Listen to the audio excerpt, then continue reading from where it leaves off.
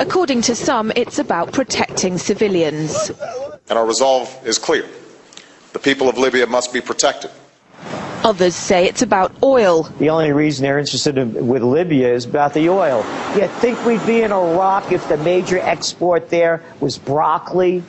But some are convinced intervention in Libya is all about currency, specifically Gaddafi's plan to introduce the gold dinar, a single African currency made from gold, a true sharing of the wealth. It's one of these things that you have to plan almost in secret, because as soon as you say you're going to change over from the dollar to something else, you're going to be targeted. There were two conferences on this, one in '96 and another one in the year 2000, called the World Mataba Conference, organized by Gaddafi. And everybody was interested.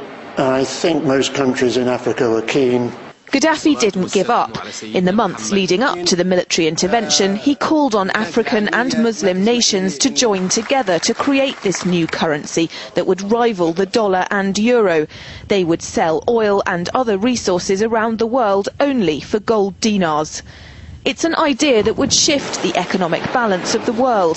Countries' wealth would depend on how much gold they have, not how many dollars they trade. And Libya has 144 tons of gold. The UK has double that, but 10 times the population. If Gaddafi had an intent to try to reprice his oil or whatever else the country was selling in the global markets and accept something else as a currency, or maybe launch a gold dinar currency, any move such as that would certainly not be welcomed by the power elite today who are responsible for controlling the world's central banks. So yes, that would certainly be something that would cause his immediate dismissal and the need for other reasons to be brought forth for removing him from power. It's happened before. In 2000, Saddam Hussein announced Iraqi oil would be traded in euros, not dollars. Sanctions and an invasion followed. Some say because the Americans were desperate to prevent OPEC from transferring oil trading in all its member countries to the euro.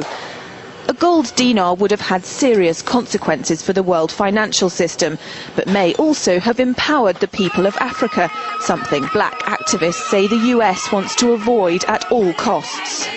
The United States should welcome the self-determination of Africans. They certainly have denied self-determination to Africans inside the United States, so we're not surprised by anything that the United States would do to hinder self-determination of Africans on the continent.